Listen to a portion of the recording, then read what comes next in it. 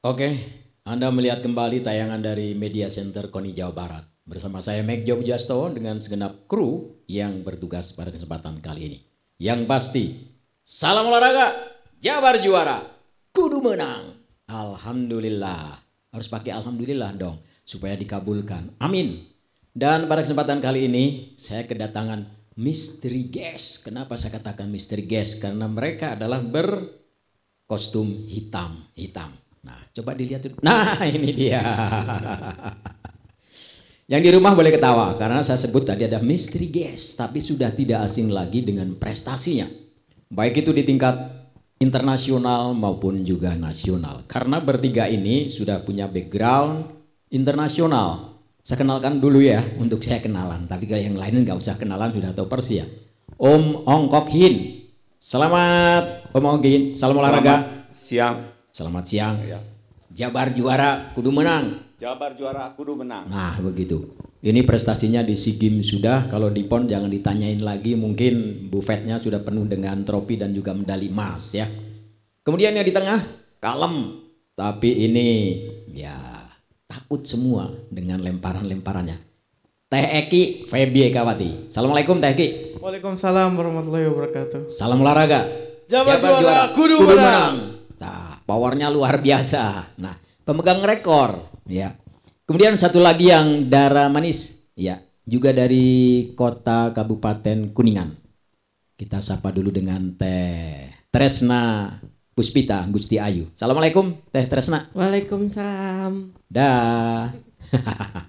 Ini dia. Ini adalah calon yang akan kembali lagi mengukir prestasi pada Pekan Olahraga Nasional pada tahun 2021 Papua dari cabur atletik, tetapi nomor-nomornya sudah pasti ada dan nomor-nomor lempar dan nomor lontar ya.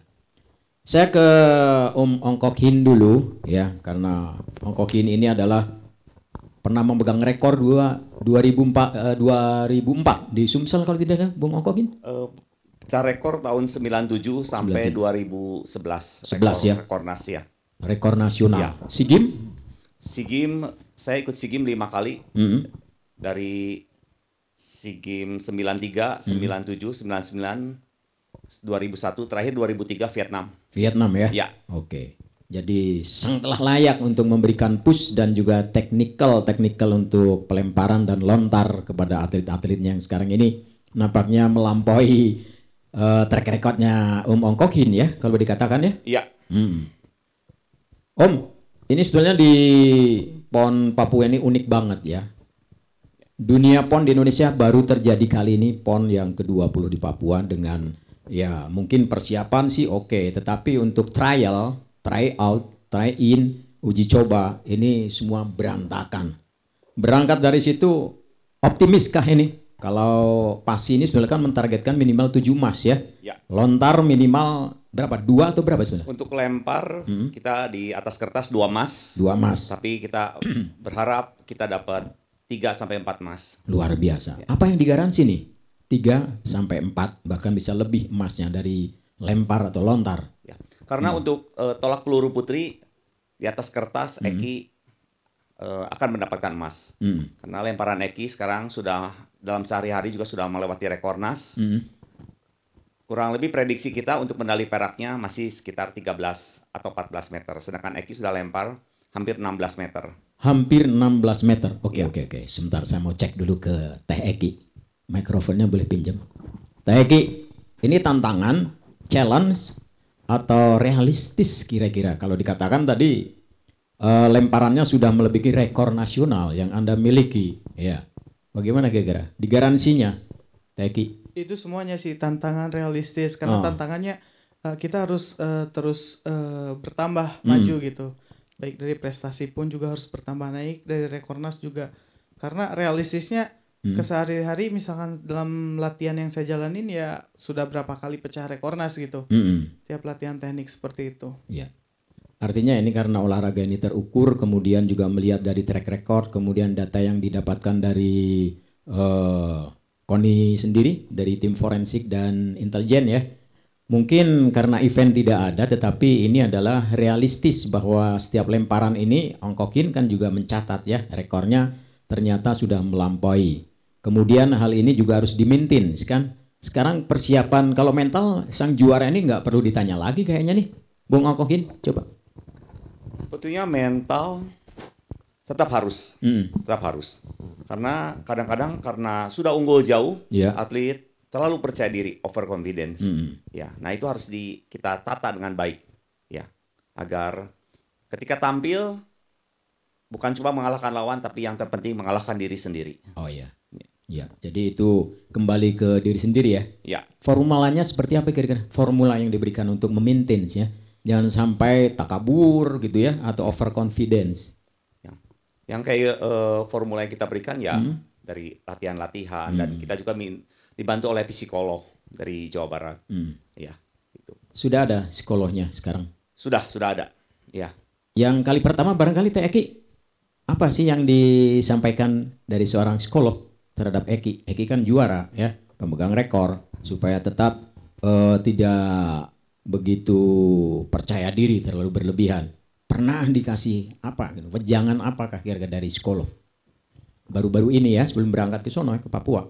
Ya, kemarin acara di tanggal awal September kita ada acara dengan psikolog, di mana di sana kita diajarin untuk bagaimana caranya mengelola kecemasan, stres ketika bertanding, atau hal-hal mengenai di luar sebelum tanding, seperti halnya misalkan cara bagaimana kita mengelola stres itu. Jadi jangan terlalu stres, jangan juga nggak ada stresnya. Jadi harus seimbang, balance, dan harus benar-benar kecemasan itu kita yang ngelola gitu. Jangan sampai kita terlalu cemas juga seperti itu.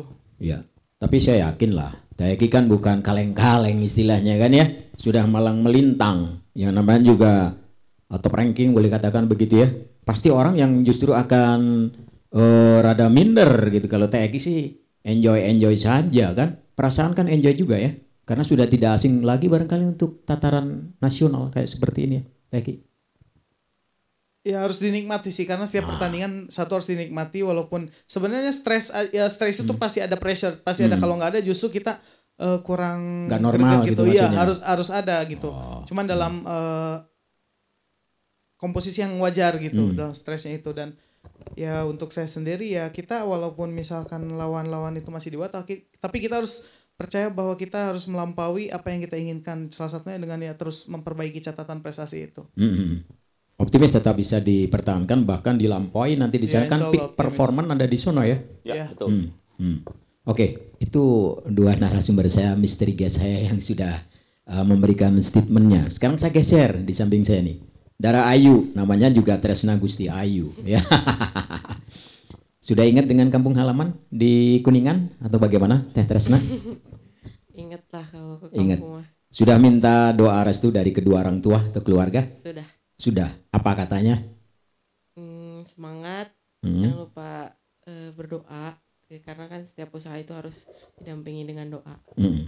Kepada orang terdekatnya barangkali, kalau sudah punya gitu ya, ada nggak kira-kira di puding apa? Jaga dirimu baik-baik atau gimana?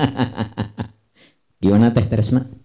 Ya intinya tetap semangat sih. Ya tetap semangat. Tresna Gusti Ayu ini adalah pernah juga mengikuti di kualifikasi kejuaraan dunia remaja ya di Ukraina kalau saya baca. Kejuaraan dunia itu ya di Ukraina 2013 ya. Nah itu remaja. Itu menjadi salah satu background untuk tetap optimis dan juga percaya diri, karena juga ini pemegang rekor juga kan? Ya Tresna kan ya? Iya di remaja. Di remaja. Nah untuk di PON sendiri bagaimana? Tresna juga dibebani target untuk meraih medali emas ya. Lontar dan cakram kan? Martil dan cakram. Nah itulah dia. Kumaha ya Teh? Kalau dari lihat semenjak latihan sama Ong sih banyak banget kemajuannya, kayak dari awal datang kan masih banyak kekurangan ya Kong ya. Kayak dari segi teknik gitu kan, terus banyak hal-hal yang harus diperbarui lagi, tapi untungnya aku bisa cepat menguasai semuanya. Jadi dalam latihan juga alhamdulillahnya tuh signifikannya tuh lumayan bagus gitu loh. Target aku sendiri sih aku bisa mecahin rekor gitu. Iya. Jadi kadang-kadang kalau catatan ini kalau diekspos nanti ketahuan lawan ya. Kalau dikatakan harus izin dulu sama coach. Kumaha coach? Kang Ongkokin? Ya, nggak apa-apa. Nggak apa-apa. Nggak apa-apa. Sabar. Coba. Kemarin kita kan duel meet di Jakarta. Sebetulnya Tresna sebelum bergabung waktu masih di Platnas terbaik lemparan Tresna 48-80. Yang cakram? Yang martil. Yang martil. Iya. Kemarin duel meet di Jakarta Tresna udah lempar 52-38. Ya. Kita prediksi sih medali peraknya lawannya itu lempar 47. 47 ya, berarti terpaut sekitar. Iya, dan Tresna dalam latihan udah lempar 56. Iya. Jauh banget berarti ya. Dari 52 kemudian ke 56. Iya, dari lawan 48 masih 47. Ya, dari 48 ke 52 itu di pertandingan resmi. Ya, dalam latihan udah 56. Luar biasa. Udah kipas-kipas dong ya. Oh, belum, harus lebih baik lagi. Gimana kira-kira Teh Tresna? Ditantang harus lebih baik lagi, masih ada apa namanya? Second win lah istilahnya ya. Angin cadangannya atau angin kedua. Kumaha iya. Iya benar, harus banyak yang diperbaiki lagi, apalagi contohnya nomor teknik kan. Kalau nomor teknik itu kan harus benar-benar ke teknik gitu kan. Kita harus benar fokus ke tekniknya itu. Maksudnya bukan karena kita pengen jauh, tapi kita harus benar-benar ngontrol tekniknya tuh ya dengan yang sebaik mungkin gitu. Terus jangan sampai kita ngelakuin teknik dengan emosi, tapi harus tetap tenang kayak gitu. Itu kalau di lemparan ada istilah technical foul tidak? Ada. Nah, barangkali ini yang perlu juga tetap di maintain benar-benar ya. Iya. Meskipun lemparannya jauh, tetapi kalau foul, berarti itu bendera merah berarti. Iya. Kumaha kira-kira arahan yang dilakukan oleh Bung Ongkok terhadap Tresna khususnya nih? Ya kebetulan sebetulnya kita bertahun-tahun kan kita nggak punya sangkar yang standar buat pertandingan. Sangkar seperti yang ada di kebetulan Atletik Pajajaran ini ya. Iya, beberapa bulan yang lalu kita dapat dan sangat bermanfaat. Gitu. Nah, jadi kita bisa berlatih di tempat yang sebenarnya itu. Iya, tapi selama ini kan boleh katakan teknikal atau taktiknya itu perfect. Berapa persen kira-kira, Om? Ya, 80%. Belum bisa mengatakan bahwa mendekati 99,9? Oh, belum. Alasannya apa nih? Ya, karena faktor teknik emang sangat sulit dipelajari. Ya, dan memang persentase 80% sudah cukup baik. Ya, akan kita tingkatkan yang bisa mendekati sekitar 85-90%. Iya, yang penting jangan sampai ada technical foul aja ya. Ya. Nah, itulah. Mantap. Kembali ke Teh Eki saya. Teh Eki, jangan tegang dong. Ini kalau makan ini apa yang difavoritkan sebenarnya Teh Eki? Kalau mau event atau multi event semacam ini, makanan apa kira-kira? Kalau saya sih untuk mendekati pertandingan ya mungkin lebih banyak karbo mungkin ya, karena untuk energi gitu. Karbohidrat. Ya, karbohidrat. Bebetian atau gitu bahasa Kuningan mah. Hah? Tapi kalau saya apa aja lah. Apa aja? Tapi terpenuhi nggak selama ini? Karbohidrat, kalori Ya, dan lain sebagainya. terpenuhi lah. Terpenuhi. Dari Pasi, dari Koni atau dari Kocek sendiri? Ya dari ketiganya lah. Dari ketiga-tiganya. Jadi balance ya. Aduh. Teh, pernah saya ngobrol dengan Teh Eki. Teh Eki punya senjata yang belum pernah dipakai oleh atlet-atlet di nomornya Teh Eki ini. Katakanlah rotasi ya. Ya, rotasi itu. Karena Anda mengadopsi dari atlet juara dari Amerika dan juga China. Kalau teknik rotasi itu sebenarnya udah lama, cuman di Indonesia itu belum banyak yang digunakan ya Kang. Baru ada beberapa orang yang digunakan tapi tidak sampai ke jenjang yang lebih serius. Baru cuman coba-coba seperti itu. Nah, di PON sekarang ini Eki katanya mau pakai teknik itu. Kita mau pakai, cuman kita ada alternatif lain selain teknik itu. Apa itu?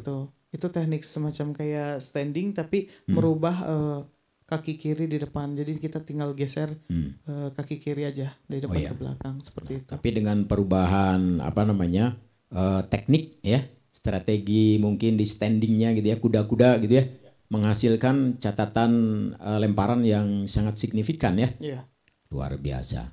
Ini memang Anda tidak boleh untuk menggunakan technical rotasi oleh Ongkokin sebagai coach, atau memang masih riskan sebenarnya Ongkokin? Coba.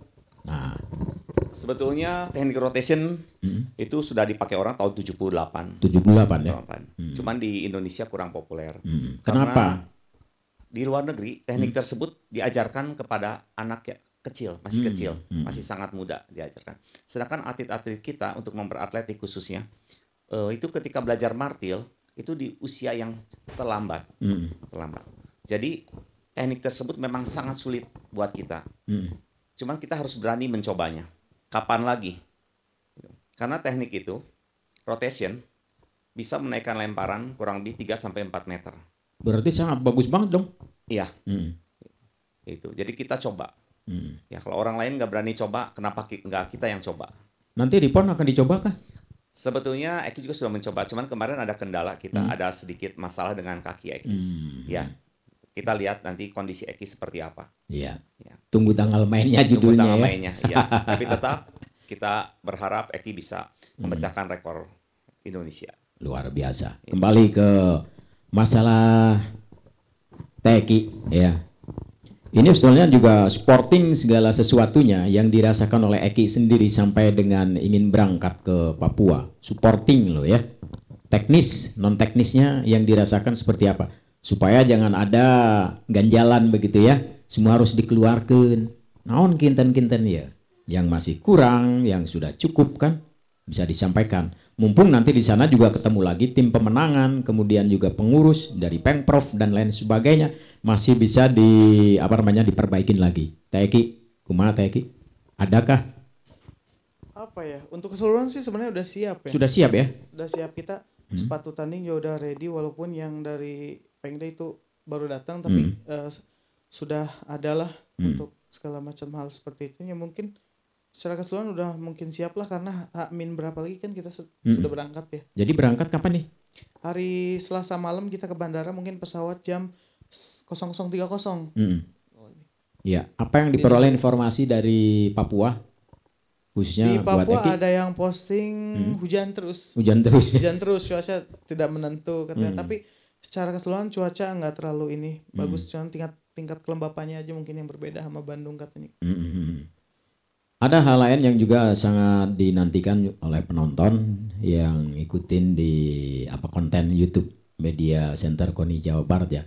Teki ini untuk PON yang 2021 ini karena juga masih harus ada pekerjaan lagi sebagai atlet pelatnas SEA Games Hanoi yang tertunda ya.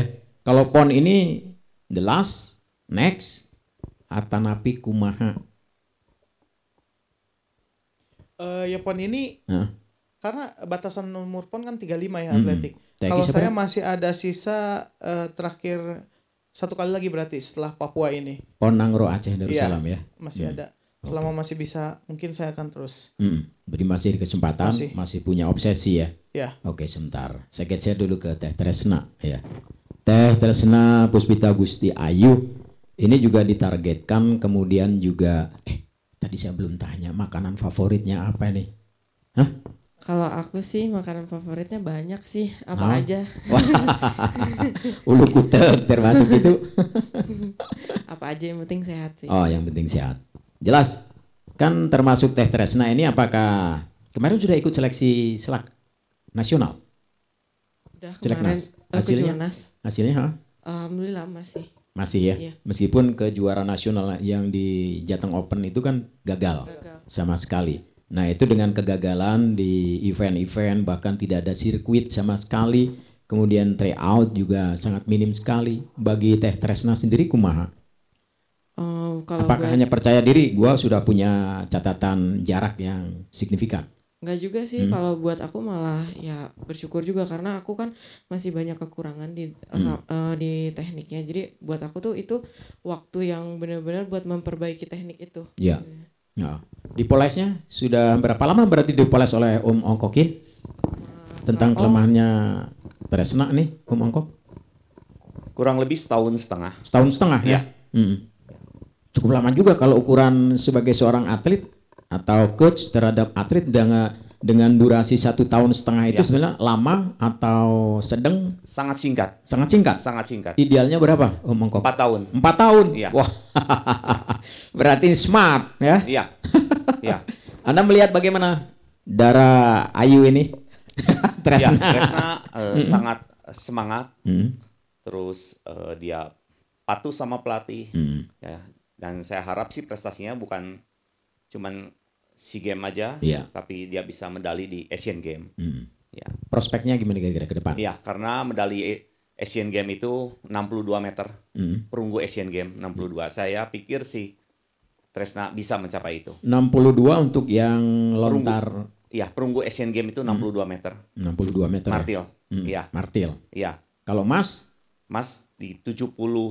Oh, sekarang Tresna terbaik sih latihan 56. 56. Iya. Berarti harus mengejar. Masih mengejar 6 meter. 6 meter itu dalam kurun waktu kalau latihan yang mungkin tertata gitu ya, intensitasnya tinggi, berapa lama kira-kira? Kalau untuk penguasaan teknik sih sebetulnya setahun juga bisa kejar. Bisa ya? Iya. Asal kita terus konsentrasi perbaikan teknik. Ya. Oke, komitmen Anda gimana, Tres? Kalau aku sih komitmennya tetap semangat sih. Saya yang penting aku harus tetap disiplin dari pola istirahatnya. Kalau misalkan kayak kita latihan, kalau pola istirahatnya jelek juga sama aja bohong gitu. Terus ini kan beda nih di Papua dengan di Jawa Barat atau di Jakarta atau barangkali di Riau dan lain sebagainya. Untuk sarana akomodasinya kan kalau itu kan memadai ya. Kalau di Papua konon ini juga jangan berharap terlampau muluk ya, istilahnya kalau bintang 5 dan lain sebagainya kan kita juga tahu sendiri. Artinya bukan membuat tanda petik di Papua seperti apa, tetapi ini juga harus kita sukseskan PON di Papua. Nah, Eki, cuma kira-kira dengan kondisi di sana yang sudah dengar seperti A, B, C, D, F, G, ya, mempengaruhi secara psikis atau barangkali no problem gua. Kalau saya pribadi sih menganggap itu positive thinking aja, karena kita tahu kemungkinan terburuk misalnya dari segi penginapan, akomodasi segala macamnya. Yang terpenting saya bisa menikmati setiap perjalanan di sana, menikmati istilahnya tempat tinggal di sana, menikmati makanan yang disiapkan baik dari PB PON maupun dari KONI ya. Kunci untuk menikmati pertandingan ya kita ketika datang itu harus benar-benar menikmati semuanya supaya hasilnya lebih maksimal gitu, karena dari awal kita sudah mengeluh ya pasti ada ganjelan gitu, kita nggak bisa all out seperti itu. Oke. Itu dia barangkali satu kunci ya. Pokoknya jangan mengeluh ya. Sekali mengeluh ini power berkurang ya. Nah, Eki, no, tidak ada istilah mengeluh ya. Dimanapun, seperti apapun, yang penting gua tanding. Nah, kalau Tresna sendiri kan ke Papua mungkin sudah berapa kali Teh Tresna? Belum pernah sih. Belum pernah ya? Apa yang ada di bayangan Anda? Sama sih, nggak beda sih sama Teki. Yang penting tuh kita jangan ngeluh, terus ya benar kita tuh setiap perjalanan juga nikmatin aja. Toh kita di sana tuh juga buat apa? Ibarat kayak buat bertarung gitu kan. Jadi ya udah nikmatin aja. Kalau kita udah ngeluh pasti kan psikis juga kena kan. Maksudnya jadi kayak malah down gitu. Tapi selama kita menikmati ya kita juga bakal happy terus. Maksudnya menjalankan sesuatunya juga dengan senang gitu. Terus semuanya juga bisa berjalan dengan lancar gitu loh, tanpa ada pikiran yang enggak gitu. Iya, artinya tetap terbakar semangatnya saja ya. Nggak ada hal non teknis.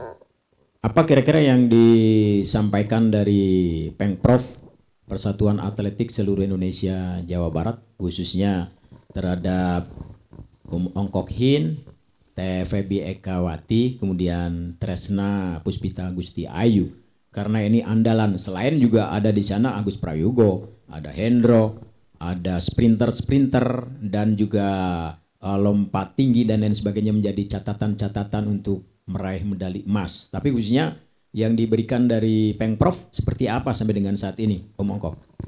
Tentu Pengprov Pasi sangat berharap kita memberikan yang terbaik. Dan juga jangan sampai emas-emas yang sudah diprediksi, atlet yang sudah diprediksi emas itu lepas. Kalau bisa malah bisa menambah dari yang nomor-nomor lainnya. Iya. Ya. Itu ya pesannya sebetulnya ya. Ya. Kemudian tahun 2016 kan kita Jawa Barat kalau tidak salah mengumpulkan 12 atau berapa waktu itu ya? Emas. Nah, 7 ya? Iya. 7. Yang 12 itu gulat. Termasuk juga judo itu di atas itu ya. 7 medali emas. Sekarang kalau dikomparasi itu ada beberapa nomor yang tidak dilombakan di sana kalau tidak salah. Iya. Ya. Om Ongkok barangkali tahu juga ya. Jadi sih sebetulnya kalau kita bandingkan 7 medali emas dulu dengan 7 medali emas sekarang, sebetulnya lebih baik yang sekarang. Kenapa? Karena sebetulnya atlet kita ada satu Idan yang juga prediksi medali emas, tidak bisa ikut PON kali ini karena pendidikan. Jadi sebetulnya satu emas kita udah lepas. Udah lepas Idan. ya? Iya. Pendidikan di organik atau pendidikan? Masuk ke angkatan darat. Ya, organik angkatan berarti. udara, maaf ya. Ya. Ini peluang sebetulnya ya. Iya, jadi sebetulnya 7 medali emas dulu sama sekarang ya lebih baik sekarang sebetulnya. Lebih baik sekarang ya. Ya, belum lagi ya peluang-peluang atlet-atlet lainnya. Apalagi dengan kondisi kita yang minim ya, sangat minim. Ya, kita bisa meraih segitu luar biasa. Ya. Oke, dibandingkan dengan ketika kita jadi tuan rumah kan jauh sekali Jauh ya. sekali, betul. Tapi bukan hal itu yang menjadi takaran kan ya. Iya, betul. Saya yakin Teh Eki, Teh Tresna ini karena ini gengsi atau gimana kalau kita tidak juara ini harus gengsi dong ya. Hah? Nilai gengsinya sejauh mana sih kira-kira Teh Eki? Menjadi pemegang medali emas kalau sampai misalkan di tengah jalan kita tersandung atau gimana? Sebenarnya bukan gengsi sih, sebuah kebanggaan, Kebanggaan ya. yang kita pertahankan gitu di mana selama pertama kali ikut PON saya di 2012 kan ini PON ketiga saya, jadi kalau saya sampai 3 kali emas kan berarti hat trick kalau dalam sepak bola ya, seperti itu. Wah, Ada sebentar kebanggaan ya. tersendiri. Ini bagus banget nih, hat trick ya. Harus 3 kali berturut-turut emas. Ini berarti hat trick ini akan dicapai. Ya. Harus dicapai. Harus dicapai.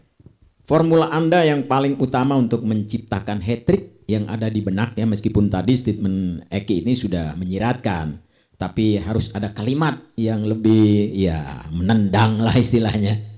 Eki supaya hat trick. Kerja keras, karena kerja keras itu buahnya manis. Kerja keras buahnya manis. Iya, oke. Berarti kalau buah dari Kuningan itu apa? Durian atau mana? Kuningan. Yang terkenal. Kuningan banyak. Kerja keras buahnya manis ya. Oke. Bagi Teh Tresna, kalau Teh Eki kan mau hat tricknya untuk ketiga kalinya. Teh Tresna kumaha? Kalau buat aku kan tahun 2016 lalu kan aku juga pernah ikut, tapi kan waktu itu umur aku masih junior gitu kan. Nah kalau sekarang kan udah masuk senior, maksudnya ini juga jadi kebanggaan aku sendiri, maksudnya bisa ikut PON lagi gitu. Jadi aku lebih terpacu buat lebih majuin prestasi aku lebih baik lagi gitu loh, maksudnya dengan ikut PON ini gitu loh. Iya, oke. Ini kembali lagi juga kebanggaan dari daerah karena juga para atletnya. Kuningan kan boleh dikatakan gudangnya di atletik ya. Pelatnas juga ada yang dari Kuningan juga. Dan kalau tidak salah ada 4 sampai 6 sebetulnya ya. Atlet-atlet Jawa Barat itu dari Kuningan kalau tidak. Sabar Ki, yang benar Ki? Berapa orang? 7? Iya 7. 7 ya? 7. Luar biasa. Bagaimana supporting mungkin ya sudah di-push oleh Pak Bupati sampai dengan saat ini sebelum berangkat? Supporting kita sempat beberapa kali ketemu sih, dan kemarin acara aklimatisasi di Pangandaran juga beliau hadir memberi dukungan baik segi moral maupun material di sana, dan katanya nanti tanggal 25 hari Sabtu juga ada pelepasan untuk Di atlet Kuningan. dan atlet Jawa Barat juga di Bandung. Oh di Bandung ya? Oh iya. Mudah-mudahan itu juga menjadi salah satu pendorong ya, memotivasi minimalnya nanti berangkat nyaman, sehat, selamat. Di sana bertanding juga nyaman, sukses, kembali lagi sampai ke Bandung, kumpul lagi dengan keluarga juga dengan keadaan sehat walafiat ya. Bukan begitu Teh Tresna? Betul. Nah sekarang sebetulnya kalau kita simpulkan sebelum berangkat nanti pada hari Selasa dari coach ya, kesimpulan sekarang ini resumenya dari perjalanan dari mulai Pelatda sampai sekarang ini akan menuju ke Papua. Artinya di Papua juga ada waktu aklimatisasi, kemudian mapping ya, kemudian juga nanti mungkin ada sedikit yang harus disampaikan di sana untuk menjaga peak performance. Secara kesimpulan bagaimana Om? Ya, kita harus maksimal di sini. Karena dalam masa pandemi ini bukan cuma prestasi aja, tapi faktor kesehatan itu nomor 1. Karena kalau kita prestasi sudah tinggi, tapi ketika PCR kita gak lolos, itu kita sudah gagal berangkat. Jadi saya selalu berharap atlet-atlet Jawa Barat atau atlet-atlet khususnya atlet atletik selalu menjaga kesehatan agar bisa di sana menampilkan performa yang lebih baik. Itu aja saja. Semoga ya. PCR nanti sebelum berangkat ya, 1 hari ya. Hari Senin ya. Hari Senin. Hari Senin. Iya. Mudah-mudahan tetap negatif. Tetap negatif. Iya. Ya. Jadi kata negatif ini sekarang ini sangat berharga ya. Betul. Oke. Ya. Saya rasa ini harus ada kekompakan dari pelatih Ong Kok Hin, Teh Eka sama Teh Tresna. Mintalah kepada warga masyarakat ya. Apa kira yang akan diminta? Bisa menatap ke depan. Oke, silakan please. Kepada masyarakat khususnya Jawa Barat, kami dari cabang atletik meminta doa agar kami bisa menampilkan yang terbaik, bisa merebut medali emas pada PON Papua. Terima kasih. Oke, terima kasih banyak Ong Kok Hin sebagai coach di nomor lempar dan lontar, kemudian Eki Febi Ekawati sebagai atlet yang sangat dihandalkan, kemudian juga Tresna Puspita Gusti Ayu yang juga diharapkan mudah-mudahan ini bisa memenuhi harapan warga masyarakat Jawa Barat melalui organisasinya PASI, kemudian sebagai top organisasinya adalah KONI Jawa Barat. Mudah-mudahan semua keinginan doa dikabul oleh Yang Maha Kuasa. Amin. Salam olahraga, Jabar juara, kudu menang. Ya, itu tadi kita bincang sejenak sebelum berangkat menuju ke Papua dari salah satu nomor di cabang atletik. Mudah-mudahan Anda bisa memfollow di YouTube kami ini untuk terus mengikuti informasi-informasi tentang kegiatan dan catatan-catatan kegiatan kontingen Jawa Barat dari Papua. Akhirnya, saya yang bertugas, Mekjo Pujasto dan seluruh kerabat kerja mengucapkan terima kasih. Salam olahraga, Jabar juara, kudu menang.